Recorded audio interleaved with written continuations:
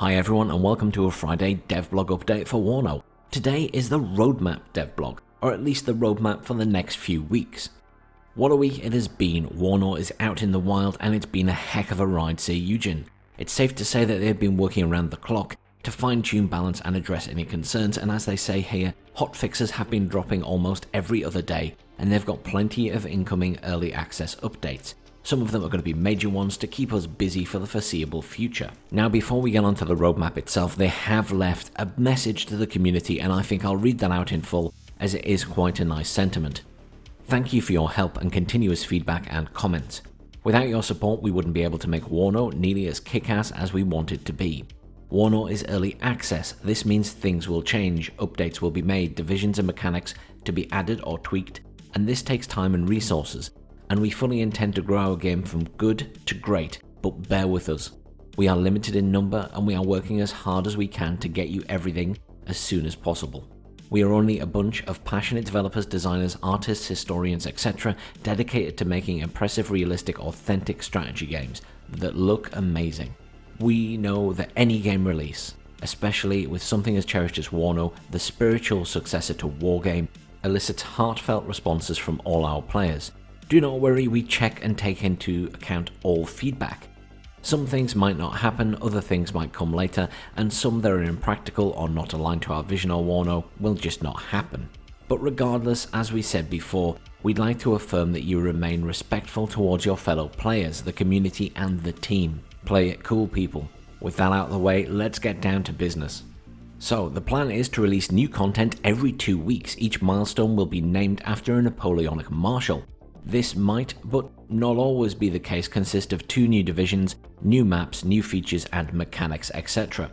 Keep in mind that the 2 weeks is an estimation. If an update is ready before that, we could launch it in advance. If it requires more work, a real possibility in game development, it might be delayed. And it's very important to note that these major milestones are independent from patches and hotfixes, which we will keep producing, taking into account your feedback as fast as we can.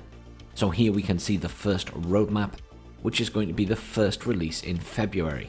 We'll be getting the 8th US Infantry Division, mechanized, and the 39th Guards Motorized Rifle Division, as well as a new 10v10 map. Oh, 10v10 tacticals, here we come. Officially, this update will be called Neigh, the same noise a horse makes, I guess. Looking beyond that, the third milestone, Devout, will feature 2 new German divisions, 1 on each side, as well as more maps.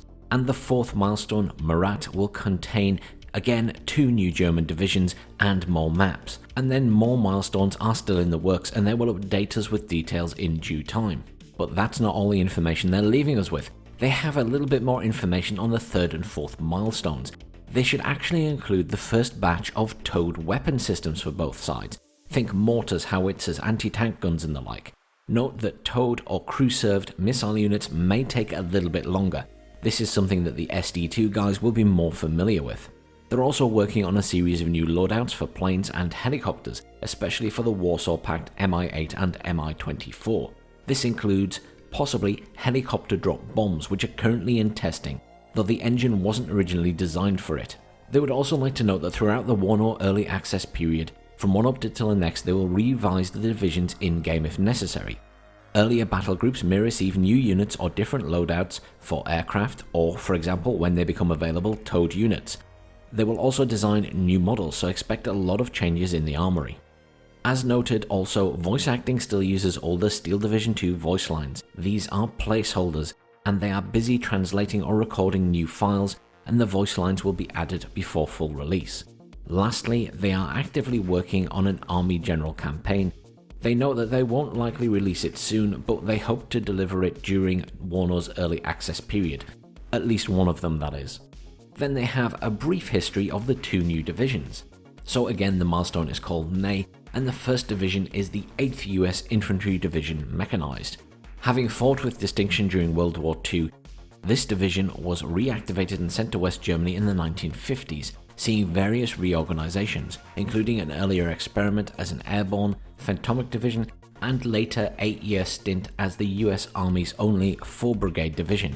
By 1989 it had reverted to a typical mechanized infantry formation. Though originally envisioned as a temporary stay, the division was headquartered at Bad Kreuznach for the full duration of the Cold War. This would put it under the V Corps or 5th Corps Command, the same parent formation to the 3rd Armored Division.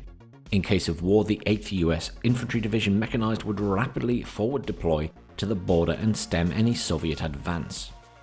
On the other side of the coin, you have the 39th Guards Motorized Rifle Division. Much like the preceding 79th Guards Tank Division, the Soviet 39th Guard Motorized Rifle Division was likewise formed by fire in a brutal battle for Stalingrad in World War II. It took part in the heroic defense of the Red October steelworks, bleeding the Germans dry, and ultimately contributing to the Red Army's success in subsequent encirclement operations. Reformed and refitted afterwards, the 39th Guard Motorized Rifle Division fought in Ukraine, and Poland participated in the Battle of Berlin. And after the war, as part of the 8th Guards Army, the 39th Motorized Rifle Division was reformed as a mechanized division. Compared to a tank division made for breakthrough operations, the Soviet Motorized Rifle Division was structured to be used against heavily defended positions. However, thanks to its organic armored transports, infantry could still keep pace with the breakthrough armor. The 39th Guards Motorized Rifle Division was located directly opposite the Fulda Gap, one of the nearest Soviet formations, and as such scheduled to be part of the first offensive wave. And that's the end of this week's devlog. Obviously stay tuned for next week, and stay tuned during the week for more live streams of Warno on the channel, as well as other game castings and any other important patch updates we get. Thanks very much for watching. Please as always like, share and subscribe, and I'll see you all soon for some more Warno.